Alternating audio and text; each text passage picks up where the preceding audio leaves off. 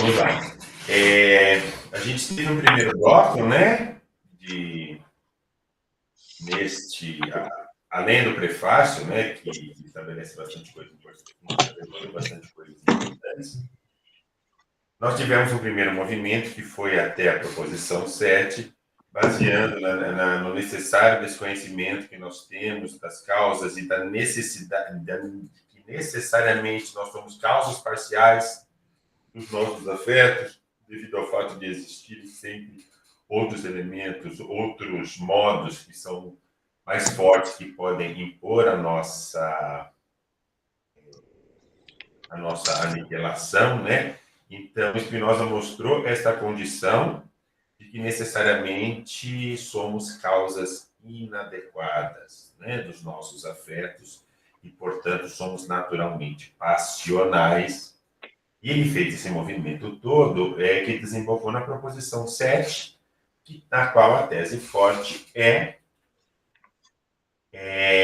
que um afeto não pode ser refreado senão por outro afeto, né?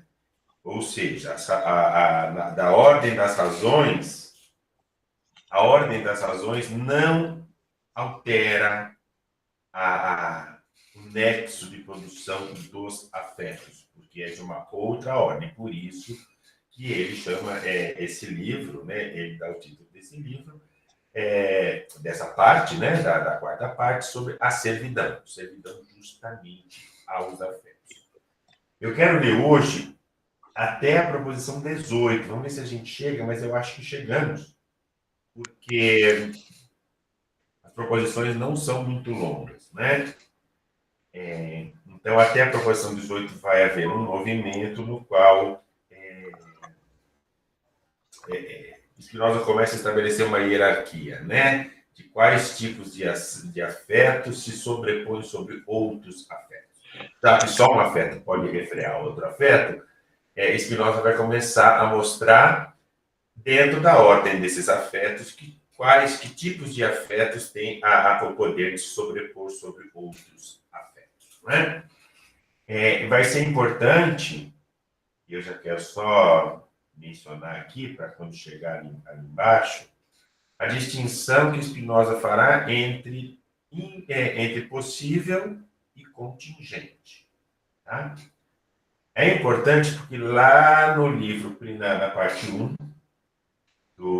da Ética, Spinoza trata possíveis e contingentes da mesma forma, sem fazer nenhuma distinção. Né? Ele fala aqui, né, no escolho da 33. Com efeito, a existência da coisa segue necessariamente a sua própria essência e definição, ou de uma dada causa eficiente. É importante a gente ter em mente esses dois pontos de vista. Né? Ou a gente olha, a gente vai determinar se uma coisa é possível ou contingente, olhando a essência da própria coisa e procurando saber se na essência daquela coisa existe algo que põe necessariamente a sua existência. Se não existir, a gente sabe que ela é contingente. Então, a gente olha para a coisa. Ou quando a gente olha para as causas que colocam a coisa. Então, a gente tem um duplo olhar na hora de determinar se algo é possível ou contingente. Ou a gente olha para a coisa, para ver se na essência dela mesma existe algo que põe necessariamente a sua existência. Foi assim que fizemos com a existência necessária de Deus, né? É na própria essência da coisa que a gente encontra aquilo que a torna necessária. Então, a gente olha para a coisa. Ou a gente olha para as causas que podem ou não impor a coisa. A gente olha para aquilo que pode produzir. E aí a gente determina se essa coisa é possível ou não é possível, é contingente ou não é contingente. Mas lá na parte 1, Spinoza não fez a distinção entre possível e contingente, tratou tudo como se fosse uma coisa só. Mas agora ele vai falar, não, chegou a hora da gente distinguir o que é possível e o que é contingente. O que é contingente é quando olhamos para a essência das coisas e o possível é quando olhamos para as causas que podem determinar a existência das coisas. Tá? Então, esse ponto vai voltar ali na frente e a gente já tem aqui já feita essa referência. Então, vamos passar a leitura? Você pode começar, Larissa? Claro, vamos lá. Proposição 8. O conhecimento do bem e do mal nada mais é do que o afeto de alegria ou de tristeza, à medida que dele estamos conscientes. Só uma questão importante, interessante da gente salientar é que nós temos três afetos primários, não é? Alegria, tristeza e desejo. Em todos esses, da definição desses três afetos primários estão envolvidos igualmente a menção a ser consciente ou não ser consciente. O que é o desejo? Definição de Spinoza. É o apetite com consciência. Porque eu tenho muitos apetites. Assim, o conatus impõe que a minha vida é uma vida apetitiva, né? Eu sou movido pelos apetites, porque a necessidade de perseverar no meu ser impõe uma série de necessidades para manutenção do meu ser, que isso é traduzido em apetites. Alguns deles eu sou consciente e outros eu não sou consciente. Os que eu sou consciente ele chama de desejo, correto? Perceba que ele está fazendo um movimento semelhante, mas não é simétrico. Porque agora ele está definindo o bem e o mal. Mas ele está definindo o bem e o mal como o quê? Como a consciência de dois afetos primários. Alegria e tristeza. Né? O conhecimento do bem e do mal, conhecer o bem e o mal, é estar consciente dos meus afetos de alegria e tristeza. Então ele usa esse movimento duas vezes com relação ao afeto primário. Só que o desejo já envolve uma consciência. E a alegria e tristeza ainda tem um nível de consciência superior. E a consciência da alegria e tristeza que vai estabelecer o que é o bem e o que é o mal. Vamos lá. Demonstração. Chamamos de bem ou de mal aquilo que estimula ou refreia a conservação de nosso ser. Isso é, aquilo que aumenta ou diminui, estimula ou refreia nossa potência de agir. Bem, aqui está o Spinoza inteiro aqui, né? Nessa frase aqui, né? A potência, o conatus, a conservação, a alegria, a tristeza, são três linhas que está tudo aqui, né? Bem ou mal é aquilo que nos leva ao aumento da potência, necessariamente produz os afetos, alegria e tristeza. Vamos lá. Ele, inclusive, é expresso aqui, né? A proposição 7 da parte 3, em falar do CONAS. Exatamente. Assim, à medida que percebemos que uma coisa nos afeta de alegria ou de tristeza, que nós a chamamos de boa ou de má. Portanto, o conhecimento do bem e do mal nada mais é do que a ideia de alegria ou de tristeza que se segue necessariamente deste afeto de alegria ou de tristeza. Ora, essa ideia está unida ao afeto da mesma maneira que a mente está unida ao corpo. Isso é, ele não se distingue efetivamente do próprio afeto, ou seja, não se distingue da ideia da afecção do corpo, senão conceitualmente. Logo, o conhecimento do bem e do mal nada mais é do que o próprio afeto à medida que dele estamos conscientes. Interessante, né? Esta analogia que ele faz. Olha, entre o afeto de alegria e tristeza e o bem e o mal, é uma diferença, entre aspas, como aquela que existe entre o corpo e a alma. Ou seja, entre o corpo e a alma não são duas coisas distintas, mas são dois atributos da mesma coisa, né? É o mesmo, se manifestando de forma diferente. E o que ele está dizendo aqui é que também é o mesmo, né? O bem e o mal não se distinguem categorialmente do nosso afeto de alegria e tristeza. Ele é simplesmente um estágio de consciência desses afetos. E por isso que eu fiz aquela observação anterior, não é? Vamos usar a mesma analogia. Apetite e desejo também são unidos da mesma forma. Também não são coisas diferentes. É o mesmo olhado por aspectos diferentes, né? Isso daqui daria um artiguinho, né? Falar dessa relação entre bem, mal, alegria e tristeza, apetite e desejo, e essa analogia do corpo e com a alma, como Spinoza trabalha com essa noção do mesmo que se olha a partir de pontos de vista diferentes. Natureza naturaz e natureza naturante, o Deus pensado enquanto finito e enquanto infinito, ou seja, o tempo todo Spinoza utiliza isso como um mecanismo metodológico, né? É um mecanismo muito presente, né? É o mesmo se manifestando assim e assado. E essa uma dança dialética, né, que tem no sistema de Spinoza, que a gente tem que estar sempre atento. Mas a definição forte é bem e mal, é a ideia da alegria e da tristeza. Porque desde o do prefácio ele vem falando que bem e mal não existe não é tomado naquele sentido platônico, mas é tomado a partir dos nossos apetites, né?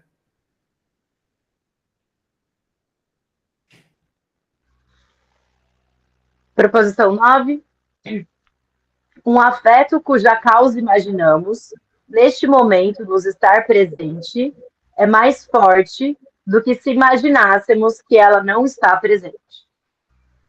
Importante aqui a hierarquia dos afetos, né? O fator tempo, distância do tempo. Uma coisa... dizem aí as teorias, não é teoria da conspiração, o pessoal está olhando isso, né? Mas também não é nada assim alarmante. Mas há um meteoro, um corpo celeste, não sei das quantas aí, que em 2029 vai passar muito perto da Terra, né? E há cálculos que dizem que existe a possibilidade de impacto, embora seja pequena, mas essa possibilidade não está descartada. Em 2029, um corpo aí, um meteoro qualquer, pode chocar com a Terra. Embora já faz uns... Isso foi descoberto no início dos anos 2000, já faz quase 20 anos, que se sabe da existência desse cara aí e que está se calculando a rota dele constantemente, é lá em 2029. Então ninguém está muito preocupado com isso, né? Embora já saibamos que está lá na frente, né? Uma coisa que vai acontecer no mês que vem nos deixa mais preocupados. Né? A gente está mais preocupado com, sei lá, né, com o maluco do Trump no poder, querendo fazer alguma bobagem, sei lá eu, do que com um meteoro que possivelmente pode se chocar com a Terra daqui a 4 anos. Mas, na medida em que isso vai se tornando mais próximo, né, a tendência é que o nosso medo e que esses afetos se tornem mais evidentes, se sobreponham, né? Mas parece que não vai não, viu, gente? Não vai bater nenhum asteroide aqui, é só um exemplo, né, das possibilidades astronômicas. Mas conforme a coisa vai chegando, né? Ora, daqui a um tempo o Sol vai explodir, vai ficar grandão e vai se expandir para todos os sistemas solares, não vai ter mais Terra, não vai ter planeta, não vai ter mais nada. Nossa, que drama, vai ser daqui a alguns bilhões de anos. Então, é lá na frente temporalmente. Então, é mais importante tentar resolver o problema político atual, né? É disso que ele está falando, né? Que há uma hierarquia no tempo. Vamos lá. Demonstração. Uma imaginação é uma ideia pela qual a mente considera uma coisa como presente, a qual, entretanto, indica mais o estado do corpo humano do que a natureza da coisa exterior. Enquanto indica o estado do corpo, um afeto é, portanto, uma imaginação. Ora, uma imaginação é mais intensa enquanto não imaginamos nada que exclui a existência presente da coisa exterior. Logo, igualmente, um afeto cuja causa imaginamos neste momento nos estar presente é mais intenso ou mais forte do que se imaginássemos que ela não está presente.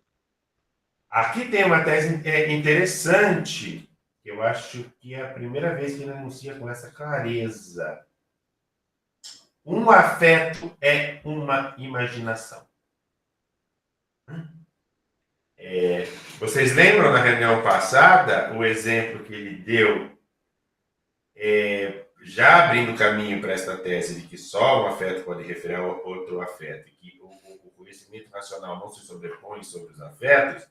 Ele já baseou isso num exemplo que a gente viu na semana passada, referente não a um afeto, mas não propriamente, né, um afeto, mas ele falou da imaginação, quando ele deu o exemplo do sol.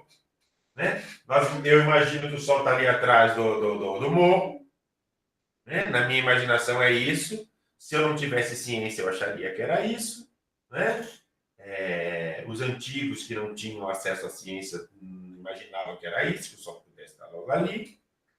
Mas quando eu descubro o conhecimento verdadeiro e sei que ele está a não sei quantos 300 milhões de quilômetros da Terra, eu não perco a imaginação de que ele está ali. Ele continua ali, né, atrás do morro. Né?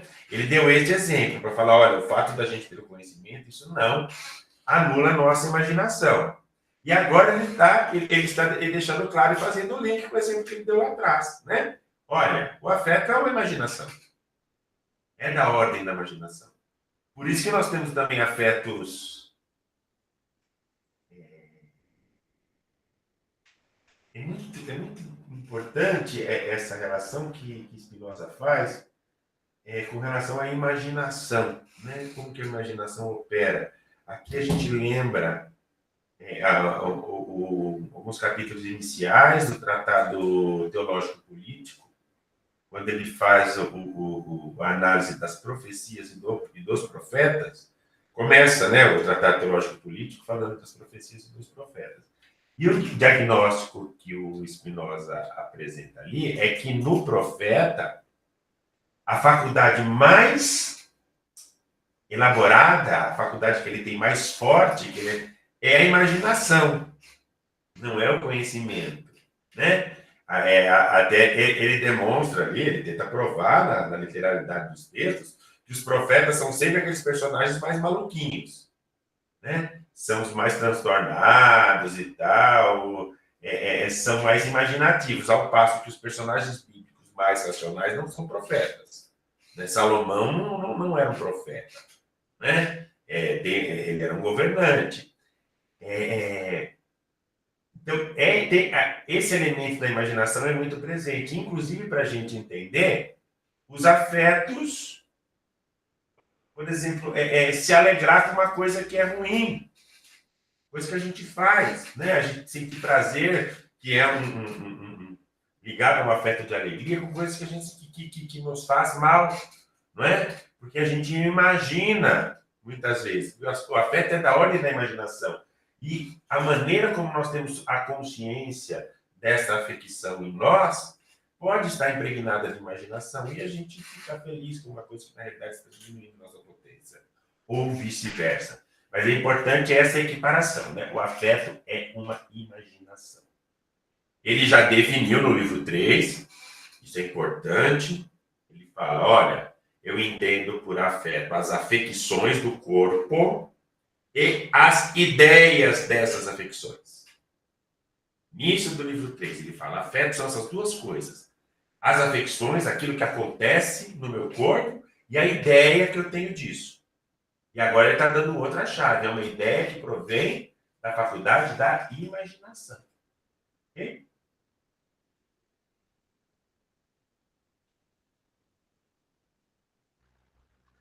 Vamos seguir? Olha, quando disse anteriormente, na proposição 18 da parte 3, que somos afetados pela imagem de uma coisa futura ou passada, do mesmo afeto de que seríamos afetados se a coisa que imaginamos estivesse presente, adverti expressamente que isso é verdade à medida que consideramos apenas a imagem dessa coisa. Com efeito, a natureza da imagem mesma, tenhamos ou não imaginado a coisa como presente. Não neguei, entretanto, que essa imagem se torna mais débil quando consideramos outras coisas que nos estão presentes e que excluem a existência presente da coisa futura, o que, naquela passagem, deixei de enfatizar porque havia decidido tratar da força dos afetos nesta parte. O bom do Spinoza é que muitas vezes ele mesmo encontra as possíveis contradições do seu texto, e ele mesmo, olha, lá atrás eu falei isso, mas é porque lá eu estava pensando naquilo, não é? Bem, lá ele disse que a imagem, né, a imaginação, a imagem da coisa passada ou futura, enquanto imagem, enquanto imaginação, ela se coloca, né, como é que da coisa passada, presente e futura do mesmo afeto que seríamos afetados se a coisa estivesse presente. Ele falou que é o mesmo afeto. Ele falou em qualidade. Qualitativamente é o mesmo afeto. A coisa se dando aqui ou a lembrança da coisa. Mas agora ele está falando de um aspecto de intensidade.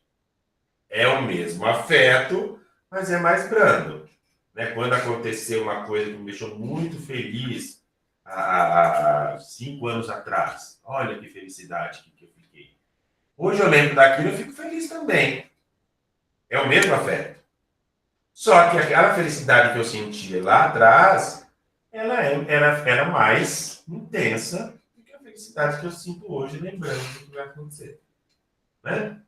Ou eu estou feliz porque vai acontecer uma coisa a semana que vem. Poxa, eu estou naquela expectativa porque eu tenho a segurança, né? Eu sei que vai acontecer, então não é mais esperança, é segurança, né? Que a coisa vai acontecer a semana que vem, eu estou super feliz.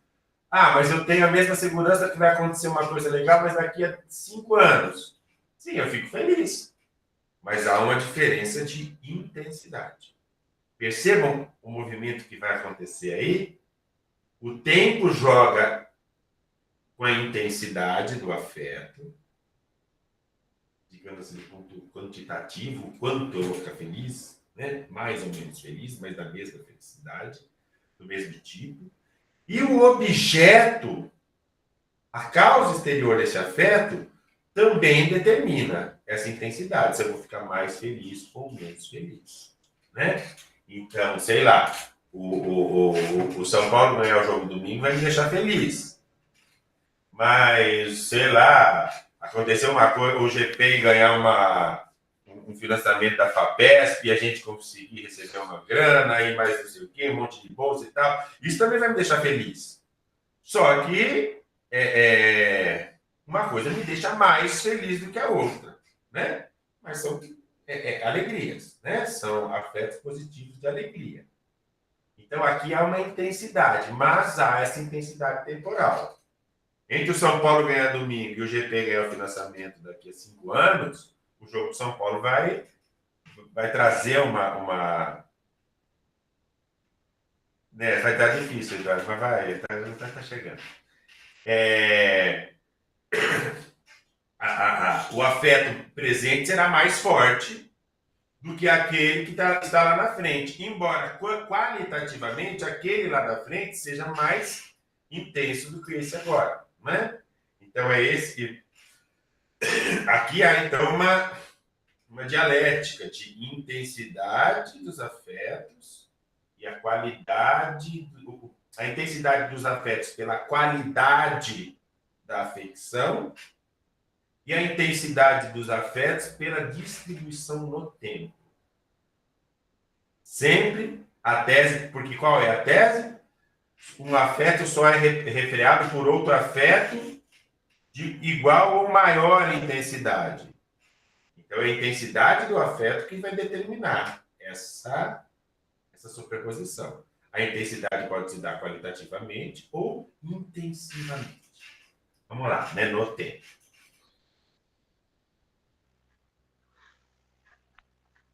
Corolário. A imagem de uma coisa futura ou passada, isso é, de uma coisa que consideramos relativamente a um tempo futuro ou passado, com exclusão do presente, é mais débil, em igualdade de circunstâncias, do a imagem de uma coisa presente. Como consequência, o afeto relativo a uma coisa futura ou passada é mais brando, em igualdade de circunstâncias, que o afeto relativo a uma coisa presente. Ok? Então, veja bem.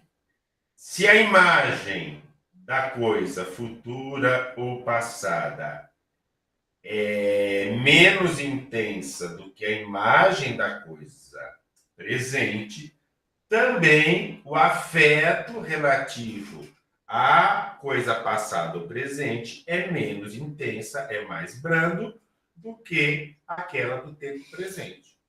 Né? Simples, simples e óbvio, né? Porque as imagens são as mesmas, como ele já disse lá atrás, quando nós imaginamos, ou quando a coisa está aqui presente, é a mesma imagem, só que a imagem da imaginação é menos intensa, é mais branda do que a imagem da presença do objeto. Assim, o afeto relativo a essa afecção, né, será mais intensa no caso presente e menos intensa no caso passado ou futuro. Por isso, né, veja bem, uma pessoa que passa por uma tristeza muito grande lá atrás, ela não precisa necessariamente passar por uma alegria tão grande, tão intensa como aquela que aconteceu lá atrás, para poder superar. Porque na medida em que ela vai ficando para trás, ela vai ficando mais branda. Então, no momento presente, uma alegria que objetivamente comparada com aquela lá de trás não é tão intensa, mas pode ser capaz de refrear aquela tristeza, porque a tristeza perdeu intensidade no tempo. Então elas chegam aqui em igualdade de condições, de modo que uma pode se sobrepor à outra. Mas se as duas acontecessem no mesmo tempo, a da tristeza se sobreporia de uma forma muito mais intensa à da alegria, né? Então há esse elemento temporal que é importante. Mas a imagem, importante esse corolário, né? A imagem é mais branda das coisas imaginadas, futuro ou passado, o afeto relativo também é mais brando.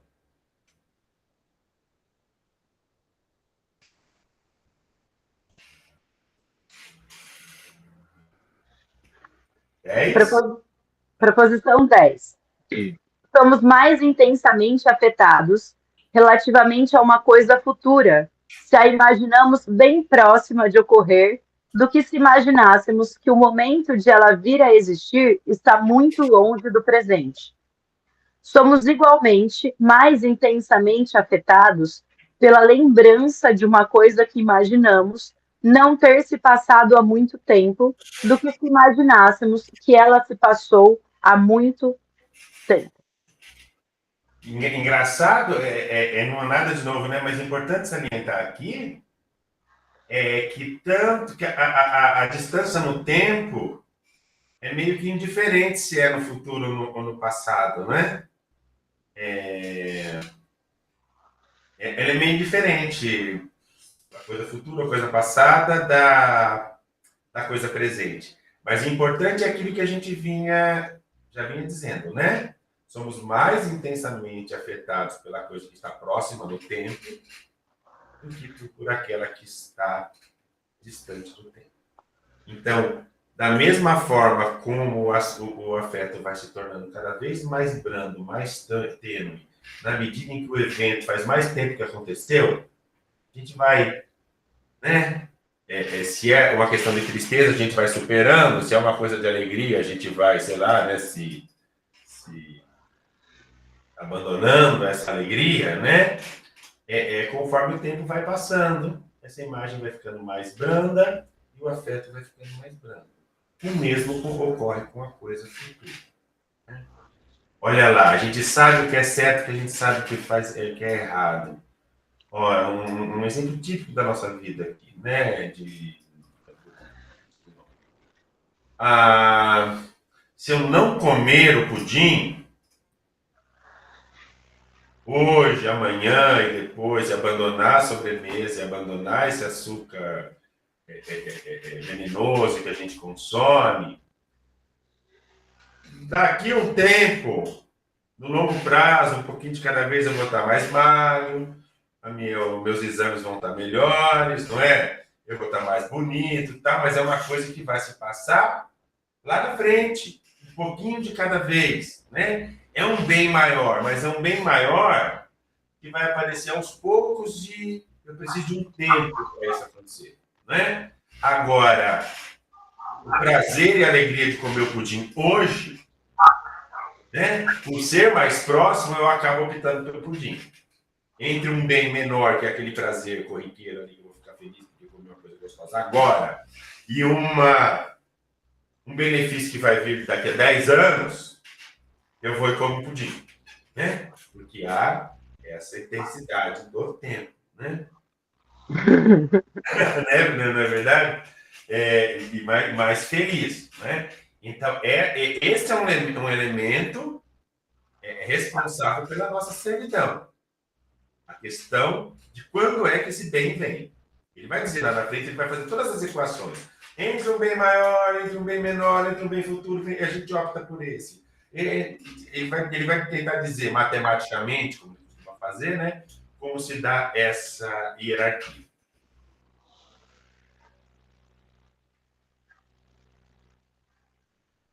Demonstração, né? É isso. Demonstração. Com efeito, à medida que imaginamos que uma coisa está bem próxima de ocorrer, ou então que não se passou há muito tempo, imaginamos, por isso mesmo, algo que exclui menos a presença dessa coisa do que se imaginássemos que o momento de ela vir a existir ainda está muito longe do presente, ou que já se passou há muito tempo, como é, por si mesmo, sabido. Portanto, relativamente a ela, seremos, sob essas condições, mais intensamente afetados.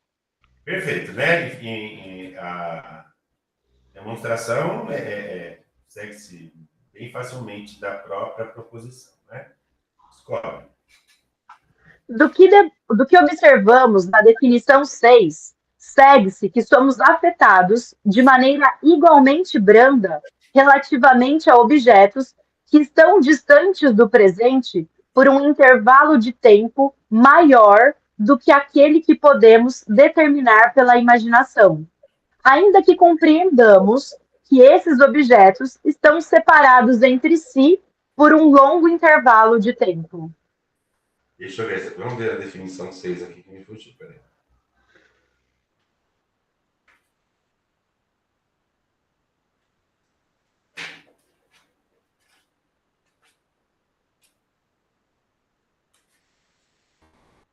O que entenderei por afeto para com uma coisa futura, presente, passada. Ah, não, isso é definição. É axioma. Não, definição.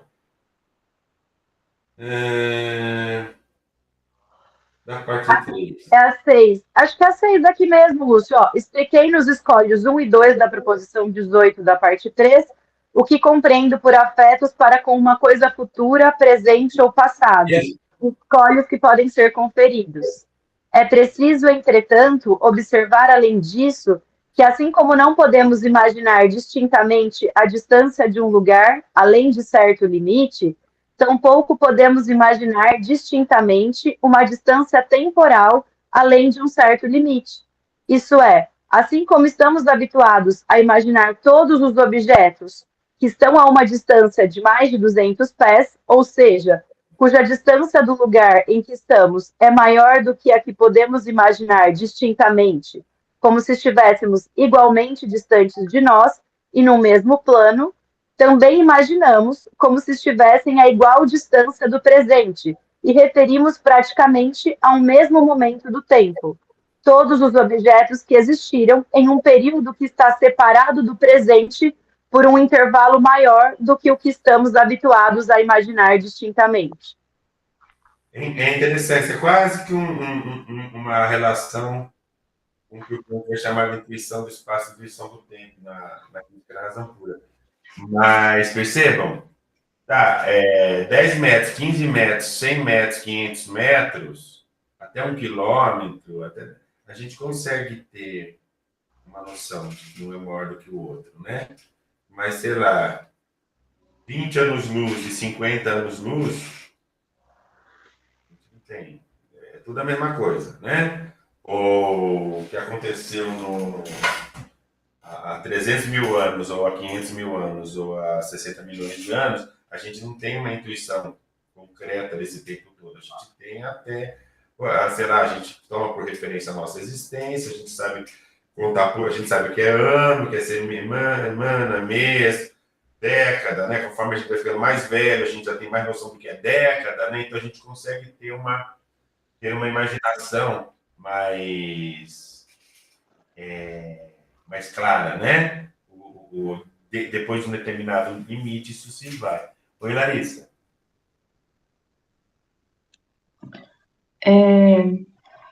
Eu achei interessante e parece que, bom, não sei, mas que o espaço e o tempo, pensado enquanto categorias, afetam de modo igual, assim, a imaginação, que é uma faculdade. Sim. Ele está falando do tempo aqui, mas Que ele tinha dado o exemplo do ele quer estudo, chegar né? no tempo, mas ele usa o espaço também na analogia, né? Tanto o espaço quanto o tempo. É por isso que eu falei da relação com Kant. Tanto o espaço quanto o tempo, nós temos ali um espectro a partir do qual a gente consegue imaginar. Né? Mais do que isso, a gente não consegue imaginar mais. Olha o exemplo do Sol. Mesmo que a gente saiba que é longe pra caramba, mas a gente não consegue ter uma imaginação disso. A gente não consegue conceber a distância de tantos. Né? Hoje que a gente tem acesso aos mapas, fotos de satélite e tal, a gente até consegue imaginar algumas distâncias maiores do que aquelas que o Spinoza está mencionando aqui. A gente tem um outro elemento de imaginação, né? Mas a gente consegue, a gente vai lá no Maps, a gente vê lá o globo, a gente vê, olha, de São Paulo até Belém é essa distância aqui. Então a gente consegue transportar isso, né? Mas ainda assim a gente só aumentou um pouquinho o limite disso, né? Mas não, a gente não consegue conceber distâncias assim, né? E é isso mesmo, né? Há uma equivalência espaço-temporal, conforme a Larissa falou.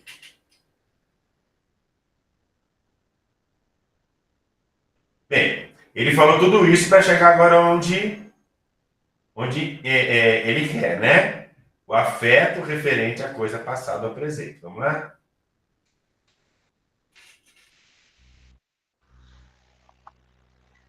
Proposição 11. O afeto relativamente a uma coisa que imaginamos como necessária é, em igualdade de circunstâncias, mais intenso do que o afeto relativo a uma coisa possível ou contingente, ou seja, não necessária. Vamos seguir aqui a demonstração e a gente fala. Que eu já mencionei essa proposição lá no início, né? Antes de começar a leitura, né? Demonstração. À medida que imaginamos que uma coisa é necessária, afirmamos a sua existência. Inversamente, à medida que imaginamos que uma coisa não é necessária, negamos a sua existência. Por isso, o afeto relativamente a uma coisa necessária é, em igualdade de circunstâncias, mais intenso do que o relativo a uma coisa não necessária. Aqui tem uma questão que eu fiquei pensando sobre essa proposição. Que é a seguinte: o afeto referente a uma coisa necessária é mais intenso. É uma questão de intensidade do que aquele da coisa contingente, certo? Só que lá no livro terceiro, ele deu uma definição muito clara de medo e esperança e desespero e segurança. Qual é a característica do desespero e da segurança? A certeza. Ao passo que a categoria do medo e da esperança é a incerteza. Por isso haverá sempre esses afetos contrários, né? Do medo e da esperança, eles estão sempre juntos. Onde tem medo tem um pouquinho de esperança, não tem esperança tem um pouquinho de medo. E quando surge isso, quando tem essa quebra epistêmica, eu saio da incerteza para a certeza, ele diz lá que vira outro afeto. Não é outro afeto, porque ele diz também que só temos 3 afetos, o resto é ramificação. Então não é outro afeto, né? Medo e desespero é um tipo de tristeza, mas é uma tristeza diferente. Mas aqui parece que ele não está considerando esse corte, na medida em que ele diz que aquilo que é necessário é mais intenso do que o que é contingente. Então, entre medo e esperança, entre medo e desespero, é um grau só de intensidade ou são afetos distintos? Lá parece que são afetos distintos, mas quando a gente pega essa passagem aqui, cabe direitinho na definição de medo e esperança. Uma coisa necessária, eu não tenho medo, eu tenho desespero, né? Ou eu não tenho esperança, eu tenho segurança, no caso desses afetos. Mas, enfim, o que ele está dizendo é que, desespero é uma tristeza mais intensa do que o medo? Sim, talvez seja isso, né? Mas é importante, né? Aqui ele não está traçando propriamente uma questão de gradual, mas é uma questão categorial, necessário e contingente. Mas, enfim, vamos lá. Ô, Lúcio, me parece que essa leitura de... Porque me parece que no livro 3, todos os afetos, eles se transformam, né? Eu acho que quando ele coloca mesmo os afetos primários, ele dá margem para essa interpretação, né? De que os afetos, eles não acabam, eles se transformam, né? O amor se transforma em ódio, né? Naquele regime de imitação dos afetos. Então, existe essa transformação dos afetos. Então, acho que pensar em intensidade aí, para mim, também faz muito sentido. Exato. Proposição 12. O afeto relativo a uma coisa que sabemos não existir no momento e que imaginamos como possível é em igualdade de circunstâncias mais intenso do que o afeto relativo a uma coisa contingente. Não sabemos existir e que imaginamos como possível é em igualdade de circunstância mais intenso do que o afeto relativo a uma coisa contingente. Vamos ver como que ele vai demonstrar isso. À medida que imaginamos uma coisa como contingente, não somos afetados por nenhuma imagem de outra coisa que ponha a existência dessa coisa. Pelo contrário, conforme a hipótese, imaginamos certas coisas que excluem a sua existência presente. Ora, à medida que imaginamos uma coisa como sendo possível no futuro, imaginamos certas coisas que põem a sua existência. Isto é, que reforçam a esperança ou o medo. Portanto, o afeto relativo a uma coisa possível é mais veemente. Isso aqui que é importante, é por isso que eu mencionei aquela passagem que ele mesmo mencionou, né? Mas eu comecei na reunião falando daquela passagem do início da ética, na qual ele fala de possível e contingente como se fossem o mesmo. Aqui ele faz uma distinção, né? Possível é aquilo que eu identifico como possível olhando para as causas que podem determinar. Então, eu fico procurando aquilo que pode pôr a existência da coisa. Isso é possível, né? O contingente é quando eu olho para a coisa e para a essência da coisa. E aí eu não estou procurando, quando eu tenho a perspectiva de procurar o contingente, eu não estou procurando o que coloca a existência da coisa, mas o que retira a existência da coisa. Eu procuro na essência da coisa se há algo que dê margem para que ela não exista. Então, ela é contingente. O possível é quando eu olho para as causas, para o mundo, para o desenrolar-se da natureza, para verificar se tem alguma coisa que vai colocar a existência. Tá? Essa é a distinção fina que ele vai fazer agora. Contingente, eu olho para a coisa, para a essência da coisa, procurando o que retira a sua existência. Possível, eu olho para o mundo, para as causas eficientes que vão produzir a coisa, para determinar se essas causas têm o poder de produzir. Né? Vamos lá, o corolário vai ser interessante agora. O afeto relativo a uma coisa que sabemos não existir no presente e que imaginamos como contingente é muito mais brando do que se imaginássemos que tal coisa, neste momento, nos está presente.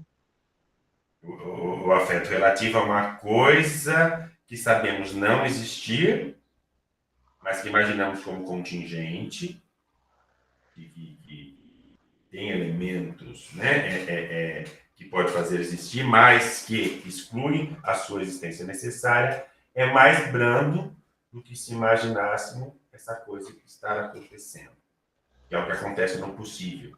Considero as causas. Demonstração. O afeto relativo a uma coisa que imaginamos presentemente existir é mais intenso do que se a imaginássemos como futura, e é muito mais veemente do que se imaginássemos que esse futuro está muito distante do presente. Assim, o afeto relativo a uma coisa cujo momento de vir a existir nós imaginamos estar muito longe do presente é muito mais brando do que se imaginássemos como presente, e, contudo, é mais intenso do que se imaginássemos como contingente. Portanto, o afeto relativo a uma coisa contingente será muito mais brando do que se imaginássemos que a coisa, neste momento, nos está presente. Não vamos nos esquecer o que eu acabei de falar, né? E falei lá no início. Contingente, eu considero o que exclui a coisa. Eu considero elementos que não colocam a coisa, por isso ela não é necessária por oposição da contingente. Quando eu penso na existência, quando eu imagino a coisa existindo, eu estou dando ênfase não na não existência da coisa, mas na existência da coisa. Por isso, o da coisa contingente é mais brando e o da imaginação da coisa presente é mais intenso. Mas vejam que ele está começando a fazer aquilo que eu mencionei, né? Ele está abrindo o caminho para fazer essa hierarquia dos afetos, para determinar que tipo de afeto se sobrepõe a outros. Demonstração.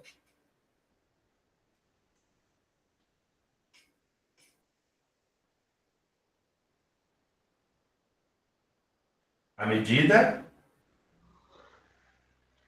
É demonstração? Não foi? Sim, né? Ou eu pulei aqui? Eu acho que é a proposição 13. Ah, é a proposição 13. Proposição 13. Proposição 13. O afeto relativo a uma coisa contingente, que sabemos não existir no momento, é, em igualdade de circunstâncias, mais brando do que o relativo a uma coisa passada. Né? Então, eu tenho um afeto, uma coisa que é contingente, mas não tem nada que ponha a sua existência necessária, mas nada que retire. Por exemplo, o Pico de Jaraguá virar um vulcão ativo e começar a soltar lava a todo momento e acabar com o bairro que eu nasci. É uma coisa contingente, que eu acho que, ou seja, eu não tenho elementos para determinar, olhando para a essência disso, se ela vai acontecer ou não vai acontecer, mas isso é menos intenso, é mais brando do que uma coisa que aconteceu semana passada. São Paulo perdeu para o Cruzeiro. Né? Eu fico mais triste com a derrota do São Paulo do Cruzeiro do que com a contingência do Pico de Jaraguá explodir. Essa hierarquia que ele está aquilo que no passado, mas aconteceu, é mais intenso do que aquilo que está no presente, ou melhor, que é contingente e está lançado num tempo futuro do qual eu não tenho. Eu não penso os elementos que coloquem a coisa. Né? Demonstração. À medida que imaginamos uma coisa como contingente, não somos afetados por qualquer imagem de uma coisa que ponha a existência dessa coisa. Pelo contrário, conforme a hipótese, imaginamos, em vez disso, certas coisas que excluem a sua existência presente. À medida, entretanto, que a imaginamos em relação com um tempo passado, supõe-se que imaginamos algo que traz a lembrança, que atrasa a lembrança, ou seja, que provoca a imagem dessa coisa. O que faz, assim, com que a consideremos como se estivesse presente. Portanto, o afeto relativo a uma coisa contingente, que sabemos não existir no momento, será, em igualdade de condições, mais brando do que o afeto relativo a uma coisa passada. Interessante, volta a bater nessa tecla, né? O contingente a gente pensa em elementos que excluem a presença, a existência atual. Né? Ao passo que o passado foi algo que efetivamente existiu, né? Efetivamente se passou num afeto que a gente efetivamente teve. Portanto, é um afeto de causa mais brando, não é? Se a gente fica sabendo de alguma coisa, né? A gente tem uma notícia ruim, sei lá, uma pessoa que a gente, um amigo que faleceu, né? A gente tem a notícia que ele faleceu ontem. Ou a gente teve a notícia que ele faleceu faz 10 anos, porque há muito tempo que não se via tal, e ficou sabendo, fulano, bom, ele faleceu faz 10 anos, né? Percebam que mesmo que a notícia tenha vindo agora, nós seremos mais intensamente, né, afetados se a gente souber que foi recente do que quando a gente sabe que foi há muito tempo atrás, né? Porque não é só o momento que a gente tem acesso a essa informação do que se passou, né? Não é o tempo de eu ficar sabendo o que aconteceu, é o tempo efetivamente do que aconteceu, porque a imaginação vai voltar para 10 anos atrás, então ela vai se tornar mais branda. E a imaginação mais branda produzirá um afeto mais brando.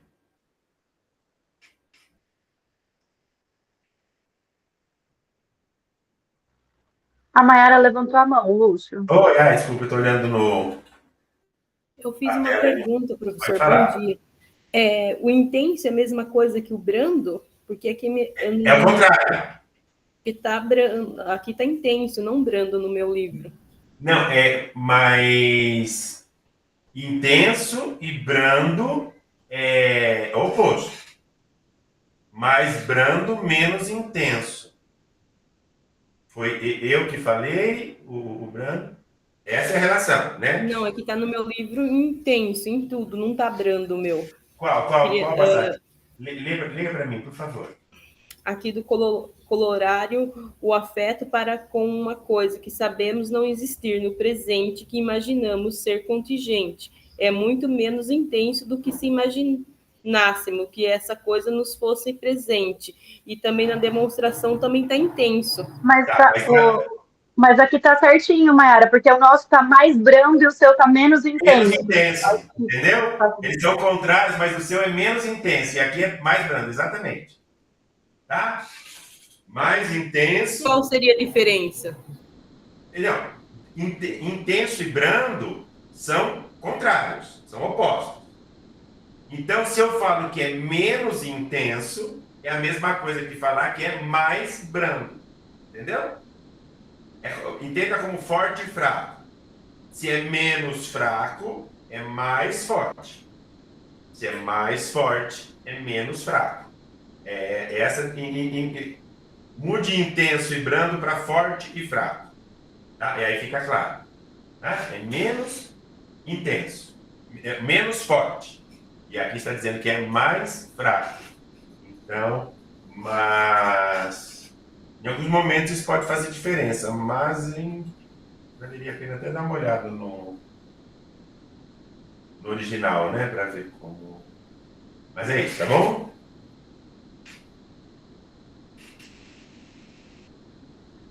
Qual é agora?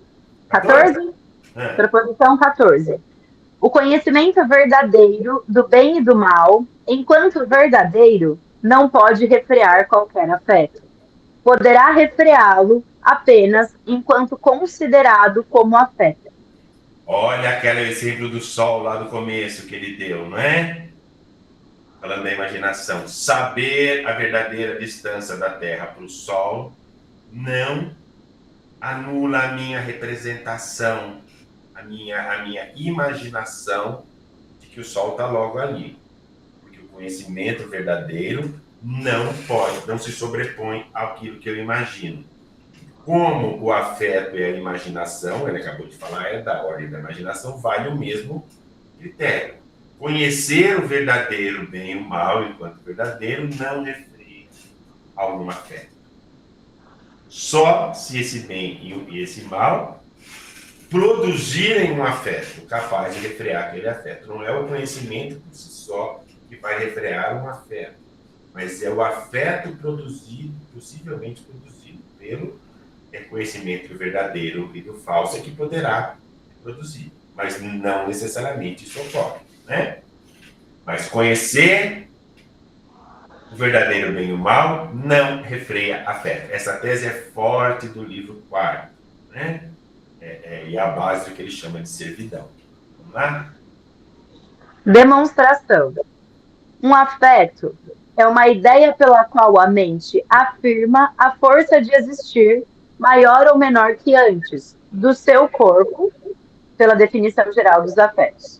Portanto, nada do que tem de positivo pode ser suprimido pela presença do verdadeiro. Consequentemente, o conhecimento verdadeiro do bem e do mal, enquanto verdadeiro, não pode refrear qualquer afeto. Mas enquanto afeto, e apenas enquanto tal, se é mais forte que o afeto a ser refreado, esse conhecimento poderá refreá-lo. Perfeito? Foi o que eu acabei de falar, não é? O conhecimento por si só não refreia o afeto. Agora, se o conhecimento do bem e do mal produzir em mim um afeto que seja contrário, mais forte do que aquele afeto original, aí sim ele pode refrear, né? Mas estamos sempre submetidos ao regime dos afetos, e os afetos não se comunica diretamente com o regime propriamente racional, do conhecimento racional. Esse é o ponto.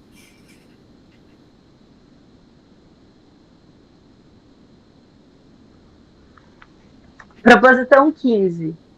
O desejo que surge do conhecimento verdadeiro do bem e do mal pode ser extinto ou refreado por muitos outros desejos que provêm dos afetos pelos quais somos afligidos. O que é bem e mal mesmo? Não é aquela entidade platônica a mais. Bem e mal é aquilo que vai ao encontro do que o meu conatus exige, né? Tem o verdadeiro bem. O pessoal que está na tutoria, a gente falou disso, né? Essa terça-feira. O verdadeiro bem é tudo aquilo que é útil para me levar a uma perfeição maior. Ora, o conhecimento do verdadeiro bem pode ser, e do mal, pode ser refreado ou extinto por desejos que provêm de outros afetos. Okay? Então, olha aqui o nosso dilema, né? E o nosso estado de servidão dos afetos. Mesmo que eu conheça o verdadeiro bem e que desse conhecimento surja um afeto de desejo baseado nesse verdadeiro bem, aquele exemplo que eu dei, né? Fazer exercício, comer bem e tal, isso eu sei que é o verdadeiro bem, eu sei que isso joga em favor do aumento da minha potência, eu sei disso, eu tenho conhecimento disso, então eu desejo ter essa vida. Mas outros afetos me levam a não ter essa vida. É disso que ele está falando.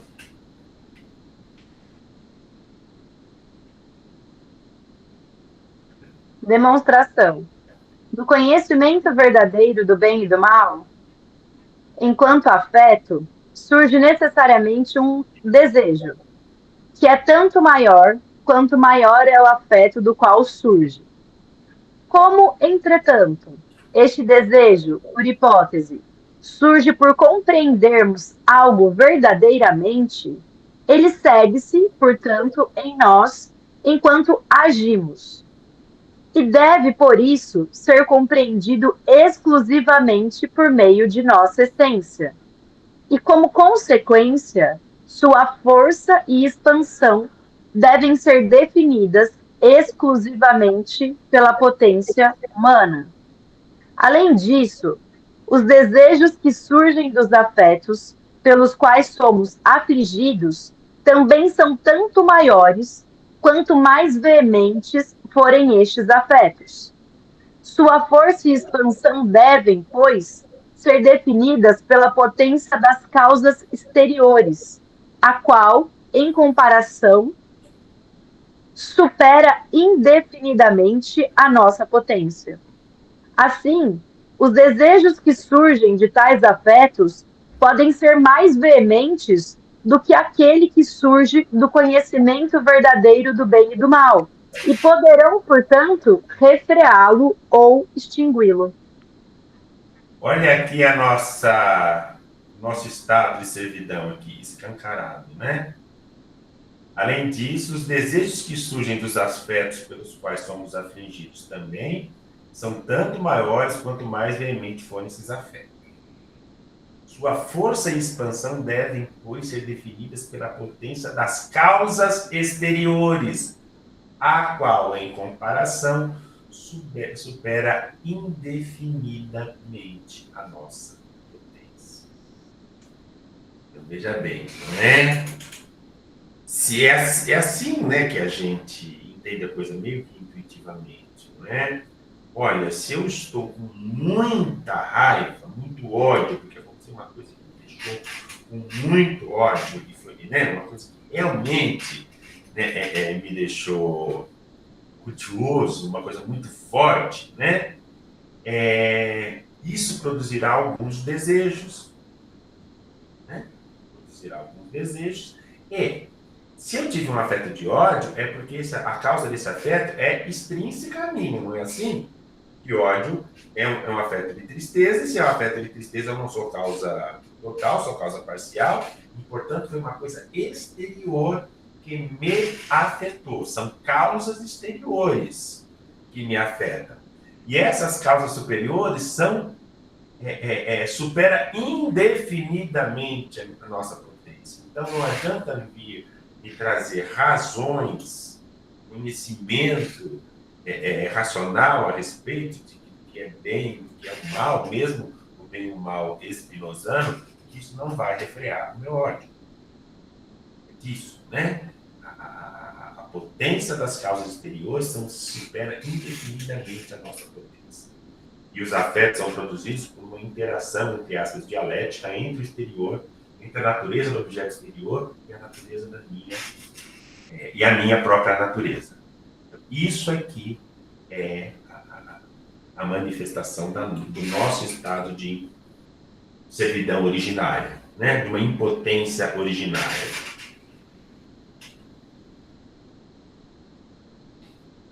Não é? É 16, né? Isso. Proposição 16. O desejo que surge do conhecimento verdadeiro do bem e do mal, enquanto tal conhecimento diz respeito ao futuro, pode ser mais facilmente refreado ou extinto pelo desejo de coisas que são presentemente atrativas. Aqui sim é o meu exemplo, né, do pudim, não é? O desejo que surge do conhecimento do verdadeiro bem. Enquanto tal conhecimento diz respeito ao futuro, se eu não comer o pudim, eu vou ter saúde lá na frente, pode ser mais facilmente refreado ou extinto pelo das coisas que são presentemente atrativas. O bem menor de alguma coisa atrativa aqui faz com que o desejo que eu tenha de ter uma vida saudável lá na frente, que passa por aqui que eu tenho hoje, seja refreado. Aí eu vou lá e como o dia inteiro. Alguém levantou a mão? Deixa eu ver aqui. Oi, Larissa. Eu fiquei com uma dúvida com relação à proposição 15, no caso da demonstração, se ele está dizendo que o conhecimento verdadeiro só é possível sobre o que advém da nossa essência, ó. Tipo, não dá para a gente conhecer o que é exterior e não sei o que, só sobre a nossa natureza. É isso. Isso, não é? Porque, lembra-se, o bem verdadeiro, lemos isso terça-feira, lembra? O verdadeiro bem é aquilo que é útil para me colocar num estado de maior perfeição. Esse é o verdadeiro bem. Depois lá no texto, ele define o sumo bem. Ora, então, é o conhecimento relativo aos meus apetites, no sentido, de forma que esses apetites refletem um conhecimento que me levará ao aumento da minha potência e a perseverar no ser. Então, isso sempre intrínseco, né? O verdadeiro bem sempre leva em consideração a minha própria essência. Agora, se eu fosse livre é o ativo. Eu agiria sempre assim. Seria sempre a causa adequada. Mas nós temos uma condição, e ele já começou lá nas definições, né? Sempre vai ter uma coisa mais forte que a gente nesse mundo. Né? E sempre teremos influências externas, né? De coisas atrativas, como ele disse aqui, né? Que nos levará. É sempre a causa exterior. Mesmo quando a gente falava isso, de forma mais genérica e intuitiva, não aqui na literalidade do texto, que eu falava, olha, por que eu bebo Coca-Cola e não bebo água? E o Eduardo fala, mas não, Coca-Cola é bom. Eu falo, não, mas por que é assim? Ora, o que a gente sempre fala? Porque existem fatores extrínsecos à nossa natureza, né? Teve um momento em que uma empresa aí, multinacional, que está presente no Brasil há mais de 100 anos e que domina o mercado e que se apoderou da nossa culinária, começou a dizer, a propagandear que leite em pó era melhor que leite materno.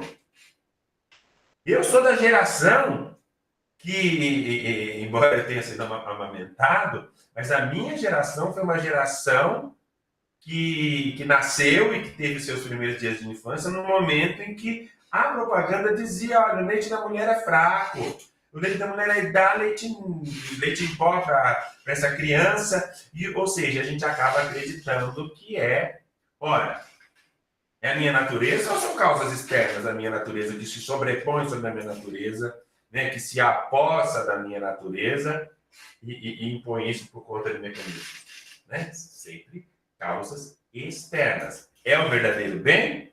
Não, não é verdadeiro bem. É assim que funciona. Demonstração. Não, O afeto qual que é mesmo? é a proposição 16. Eu coloquei para cima porque a lista tinha perguntado. Mas é a demonstração mesmo, né? Isso. Eu também fui seguir a 15. Demonstração. O afeto relativo a uma coisa que imaginamos como futura é mais brando que o afeto relativo a uma coisa presente. Ora, o desejo que surge do conhecimento verdadeiro do bem e do mal pode ser extinto ou refreado, até mesmo se diz respeito a coisas que são presentemente boas, por algum desejo fortuito. Logo, o desejo que surge de tal conhecimento, enquanto diz respeito ao futuro, poderá ser mais facilmente refreado ou extinto. Eu posso estar seguro, eu tenho uma coisa muito importante para fazer. Eu preciso, sei lá, estudar para uma prova que eu vou fazer amanhã, que eu já determinei, que eu vou para casa, eu vou estudar, e eu sei que isso, que essa prova vai me colocar vai me dar algum benefício, alguma coisa e tal. E estou determinada a isso, aí eu encontro uma pessoa eu gosto muito, e fala, ei, tudo bem? Aí vamos tomar uma no Canachiro? Então, ou seja, uma coisa aconteceu ali na hora, um desejo fortuito e eu, tá, vou, né? E amanhã fica, quem nunca, né? Quer dizer, muitos nunca, né? Mas, enfim, acontece, né?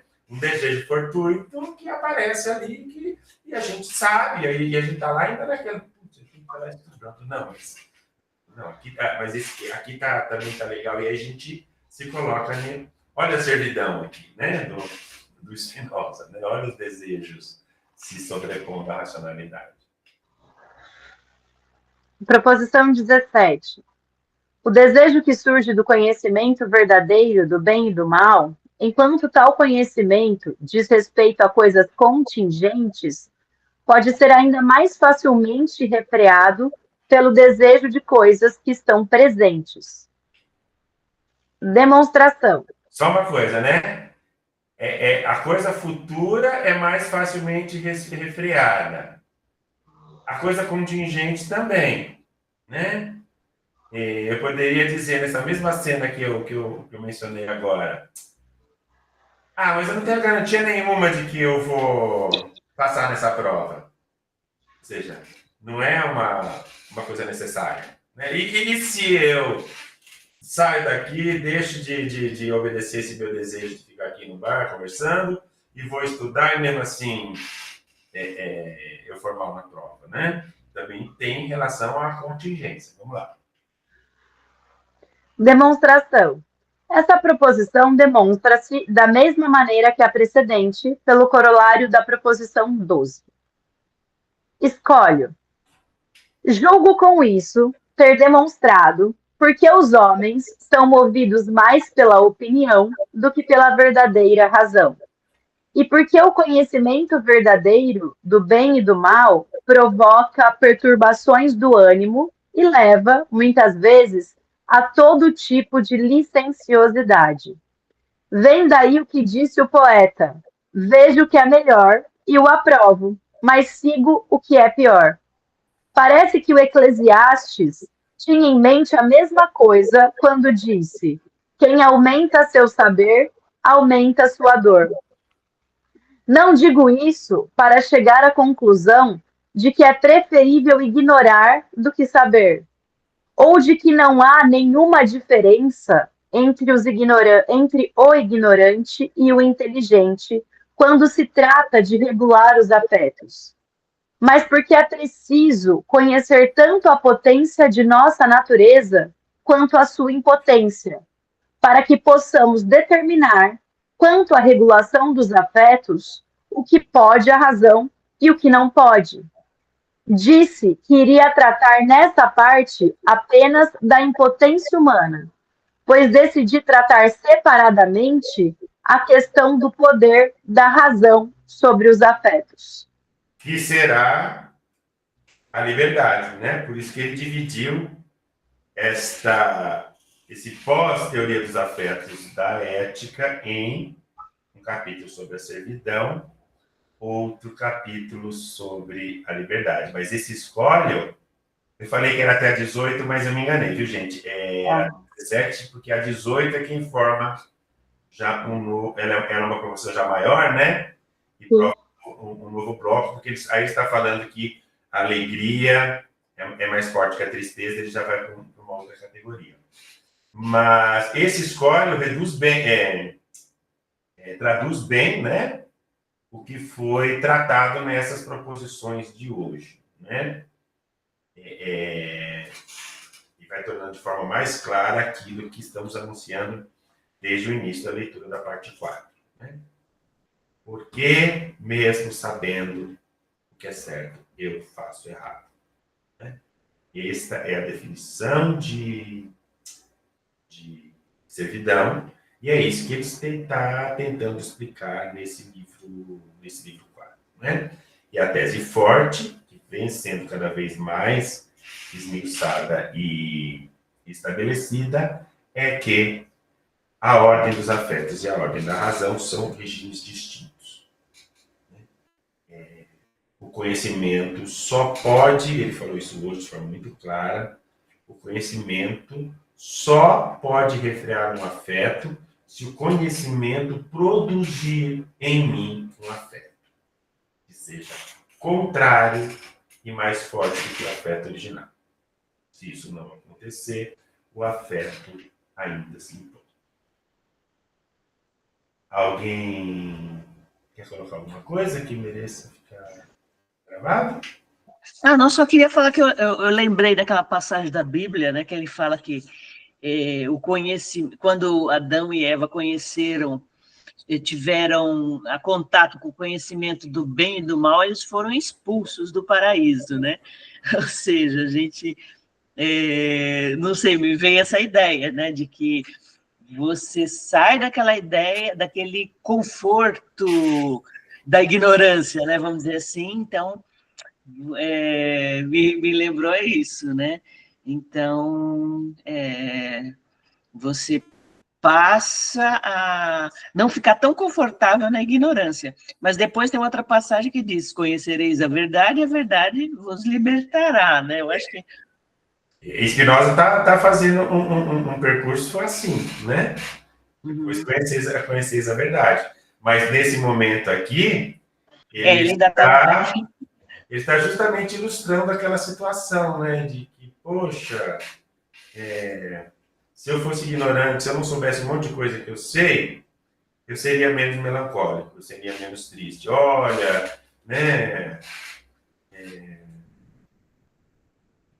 Porque a gente vai estudar filosofia e ao invés de... É mais fácil, né?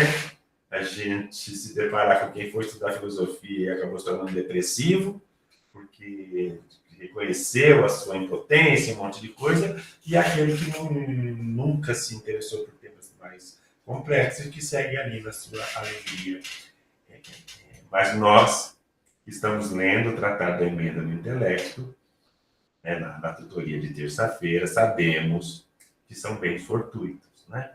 Que são alegrias fortuitas, não são alegrias perenes. Essa que provém da ignorância e que provém meramente do regime dos afetos. Ok? Sextou? Sextou, né? Agora, nesse segundo semestre, eu posso falar sextou depois da reunião, porque eu não tenho aula de noite. Já dei minhas aulas lá no início da semana. Deixa eu parar a gravação.